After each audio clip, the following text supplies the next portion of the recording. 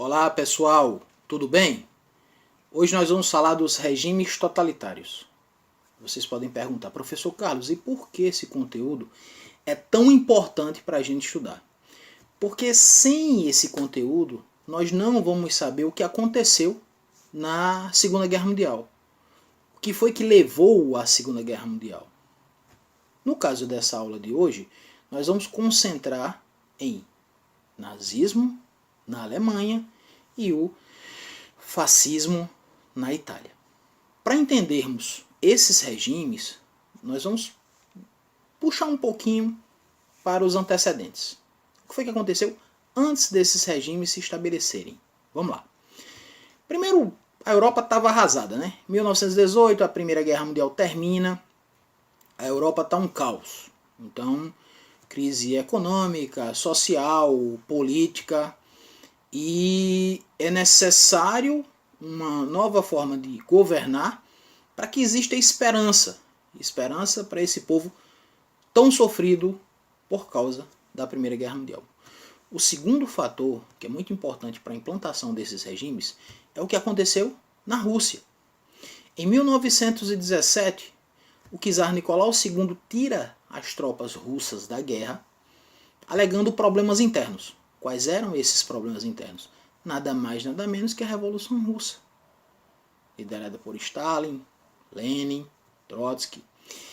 E a partir daí, você tem a saída do czar Nicolau II do poder e a implantação de um novo sistema de governo, que era um modelo socialista, um modelo diferente, que até então ouviam histórias, mas o que esse governo trouxe para a Europa daquele período representava um perigo muito grande.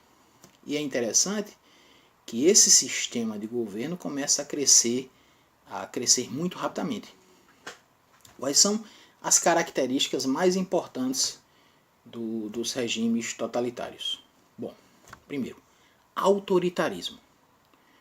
Se são países que estão se fortalecendo, é necessário que o poder esteja concentrado, como o nome já diz, totalitário, esteja concentrado nas mãos de uma única pessoa. Ele vai tomar as decisões com autoritarismo, com pulso firme, com mãos de ferro. Isso é necessário. Primeiro ponto. O segundo ponto é o nacionalismo. É necessário fazer com que o povo sinta orgulho por aquela pátria. E nacionalismo aí caminha ao lado de patriotismo. É necessário fazer com que o cidadão diga: eu sou italiano, e apresente motivos que ele possa defender a Itália. Eu sou alemão, por isso, isso e isso. É o respeito pela pátria, é o amor pelo povo, é o amor pela terra. Uma outra característica importante dentro dos regimes totalitários é a presença de um partido único. Por quê, professor? Porque, na verdade, não há espaços para diálogo nesse regime. Como eu já disse anteriormente, o regime é totalitário. O poder está concentrado em uma pessoa, um grupo, um partido. É o unipartidarismo. O culto à personalidade deve ser enaltecido o tempo todo. Por quê? Se essa pessoa tem um respeito da sociedade, se essa pessoa alavancou a economia, se essa pessoa conseguiu estabilizar determinados problemas, como a miséria, o desemprego, problemas econômicos, essa pessoa passa a ser enaltecida. Então, o culto à personalidade está também muito presente como uma das características fortes dentro desses regimes. Precisa entender que o Estado tem que ser um Estado interventor. É a implantação do intervencionismo presente nas decisões tomadas pelo líder. A propaganda. Aquele velho jargão, né? A propaganda é a alma do negócio. É verdade. Eles trabalham muito forte a ideia do Estado, a ideia do líder, a ideia do povo, de soberania, através dessa propaganda. E um outro ponto importante que também caminha junto é a ideia do expansionismo. Nós precisamos expandir para cada vez mais ganharmos respeito. E é o grande embrião do neocolonialismo presente nesse expansionismo. Mas como é que ocorre esse expansionismo, professor? Esse expansionismo só vai ser possível com uma equipe militar, um grupo, um exército bem treinado, um exército forte. Então o expansionismo está ali, ó, alinhado do militarismo dentro dessas características. O que foi que aconteceu também? Que os países estavam tentando se reestabelecer. Vem a crise de 29. Lá nos Estados Unidos. Quem está na Europa, veio a crise de 29 nos Estados Unidos. Os Estados Unidos automaticamente parou de mandar dinheiro para a Europa. E esses países que estavam numa situação de penúria, fica pior ainda. Mas um outro problema que aconteceu também foi a imposição que o Tratado de Versalhes agiu de forma dura, de forma firme. Tinha que ser, né? Porque tinha que punir os países que prejudicaram os outros com a Primeira Guerra Mundial, no caso, principalmente a Alemanha, né? O Tratado de Versalhes foi muito incisivo nessa punição à Alemanha e por causa disso a Alemanha não podia se rearmar, por exemplo. A Alemanha tinha que ter uma quantidade mínima de soldados. A Alemanha teve que pagar duras indenizações aos países que se sentiram prejudicados na guerra. A Alemanha teve que devolver territórios conquistados. Enfim, a Alemanha perdeu muito. Mas aqui a gente não só está falando da Alemanha. Outros regimes totalitários também fizeram história dentro desse período, como por exemplo, em Portugal nós temos o Salazar, na Espanha nós temos Franco e Mussolini também nós vamos falar um pouquinho mais à frente com a Itália, tá bom? Vamos passar por alguns pontos do fascismo.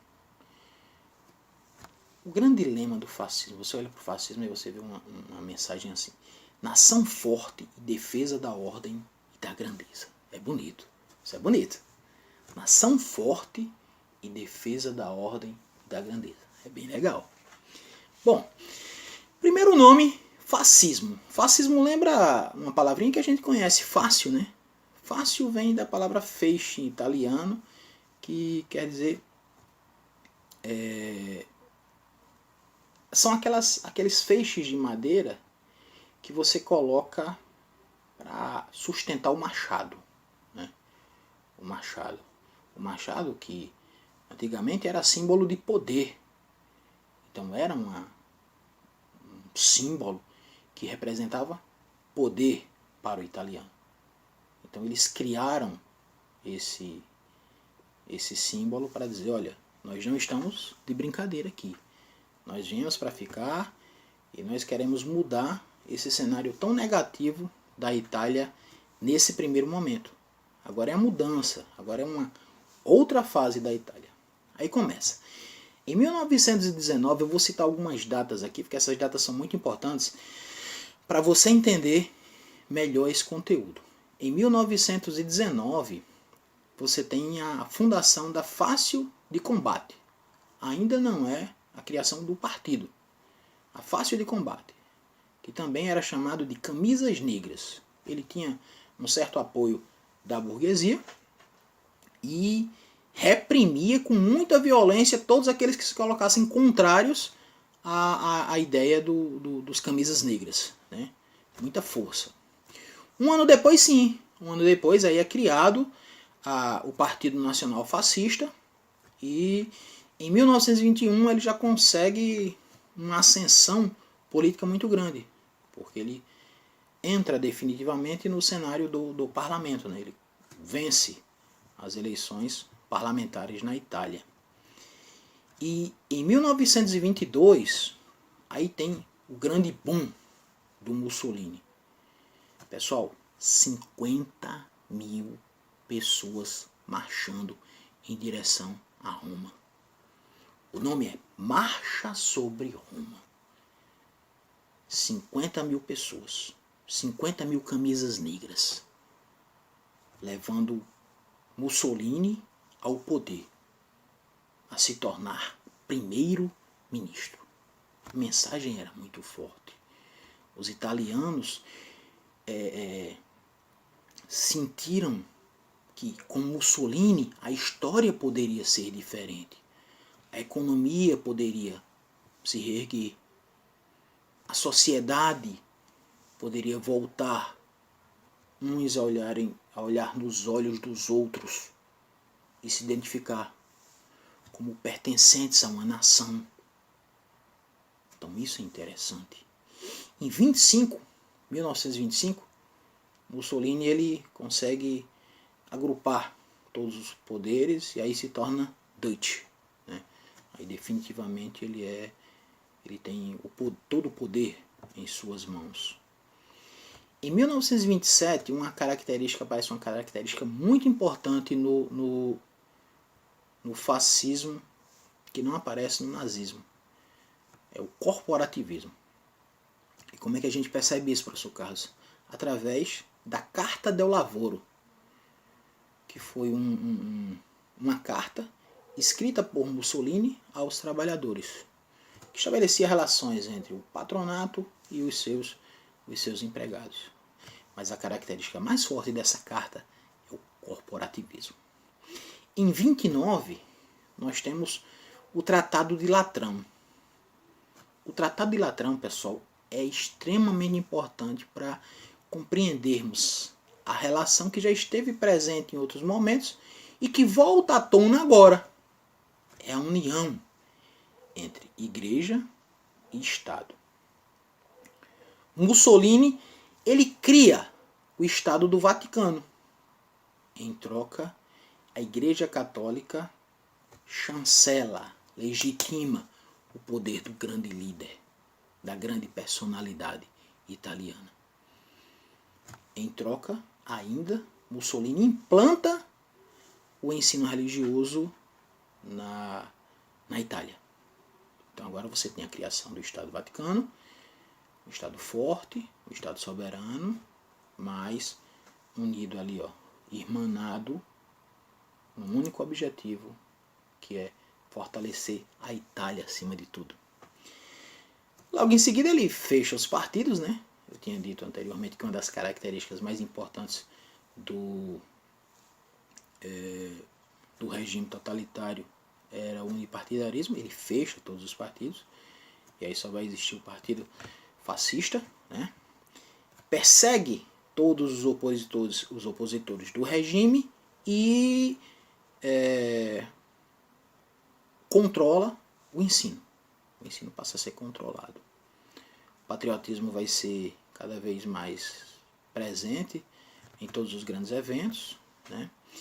E o culto ao físico, a atividade física, a educação física volta com muita força dentro da sociedade italiana. E em 1936 ele consolida um outro ponto importante também do regime, que é o início do neocolonialismo na Itália, quando de fato ele invade a Etiópia, né? Bom, falar um pouquinho do nazismo alemão. Você pega a Alemanha, você imagina, professor, a Alemanha após Primeira Guerra Mundial, o que é que a gente pode esperar? Um cenário catastrófico, né, pessoal? Já falei aqui do Tratado de Versalhes, já falei aqui da fome, da miséria, do desemprego. Você multiplica aí por 2 e coloca tudo dentro da Alemanha. Além disso, o Tratado de Versalhes ainda impõe uma outra forma de governo para a Alemanha, que é o sistema parlamentarista, na chamada República de Weimar. E isso, logicamente, vai prejudicar muito todas as ações de qualquer político que estivesse lá naquele momento, com aquele cenário. Mas há esperança.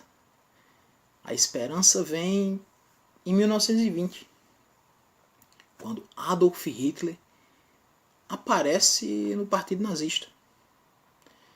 Você pensa o Partido Nazista em 20, inexpressivo, pessoal, sem expressão alguma, né?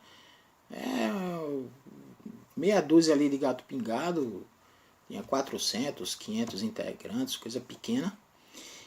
E Hitler se filia ao Partido Nazista. E aos poucos ele começa a ter respeito dentro do partido pela forma que ele fala, pela liderança que ele estabelece, né? Como ele prega quando utiliza a palavra, né? Firme, duro, sábio, às vezes indo de encontro a outras ideias, mas se mostrando que aparentemente, mesmo ele estando errado para determinadas decisões daquele momento, ele se torna alguém que mostra que as suas ideias são as melhores. Então isso é importante. Hitler vira a salvação do povo alemão. E logo no Partido Nazista, ele cria a SA, que é a chamada seções de assalto, dentro de um grupo chamado Camisas Pardas. Logicamente que Hitler também recebe o apoio de uma boa parte da burguesia, né? Aí vem a primeira grande derrota de Hitler. As eleições parlamentares, primeira vez que o Partido Nazista disputa essas eleições depois que Hitler está no poder, ele perde. Mas em 23 eles querem dar um golpe. Os nazistas querem tomar o poder à força. E isso faz com que Hitler vá para a prisão. E na prisão ele escreve um livro, Mein Kampf, Minha Luta, o nome desse livro. Esse livro conta um pouco das bandeiras que o Partido Nazista deveria defender acima de tudo. Primeira, uma raça superior, uma raça forte, uma raça soberana, a raça ariana, a raça pura. Segunda, um Estado forte, acompanhado de uma raça superior, um Estado forte. E esse Estado forte só vai ter respeito quando os militares estiverem bem armados. E romper com o Tratado de Versalhes. Porque o Tratado de Versalhes amarrou muito bem essa questão da Alemanha não poder fazer absolutamente nada dentro da área militar, né?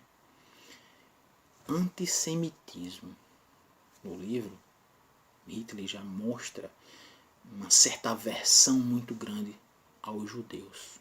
E por fim, a ideia do expansionismo. Perdemos muitas terras no final da Primeira Guerra Mundial. Nós precisamos recuperar essas terras. Em 1932 vem o grande salto do Partido Nazista. 33% do parlamento é ocupado pelo Partido Nazista. 33%, pessoal, um número impressionante para um período curto, né? De 20 para 32, um período teoricamente curto para a existência de Hitler dentro desse partido. Um ano depois, ele se torna chanceler, ele se torna primeiro-ministro da Alemanha, e em 1934 ele se torna Führer, né? O presidente morre, ele assume como Führer e logo de cara implanta o Terceiro Reich, né? O grande império alemão. Cria as seções de segurança e a Gestapo, né? Que é a polícia secreta que vai investigar aquelas pessoas que estão contrárias aos alemães, contrárias à ideia de Hitler, enfim. em 35, em 1935, ele cria as leis de Nuremberg. O que representa essas leis? Hitler começa a deixar claro seu antissemitismo sendo colocado em prática. Por quê? Porque, na verdade, agora os judeus serão perseguidos através dessas leis. Judeu não podia mais se casar com quem não era judeu. Né? Restrição de cidadania para determinadas pessoas, no caso, os judeus. Então Hitler começa a colocar o seu plano em prática. Em 1938, Hitler recebe com muito bom grado quando as sinagogas são invadidas, os estabelecimentos dos judeus são depredados. Mais de 5.000 estabelecimentos foram depredados por causa disso. Centenas de sinagogas foram invadidas. E Hitler entende que o povo recebeu de bom grado aquilo que ele implantou, né? Aquilo que ele queria. Aí vem a questão das invasões. Né? Em 1938, logo de cara, Hitler anexou a Áustria. Posteriormente, a Tchecoslováquia, e aí em setembro de 1939 ele vai à Polônia, invade a Polônia, que é o início da Segunda Guerra Mundial. Pessoal, um grande abraço para vocês. Por hoje nós ficamos por aqui e até a próxima. Valeu!